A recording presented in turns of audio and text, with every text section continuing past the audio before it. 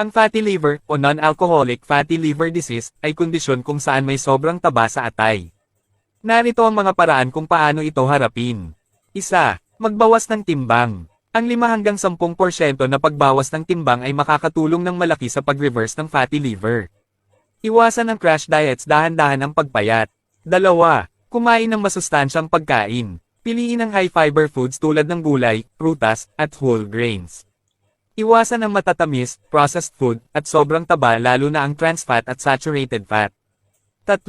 Mag-ehersisyo regularly. 30 minutes na moderate exercise tulad ng brisk walking 5x a week ay malaking tulong. 4. Iwasan ang alak. Kahit ang non-alcoholic fatty liver ay hindi sanhi ng alak, ang pag-inom ay nagpapalala sa kondisyon. 5.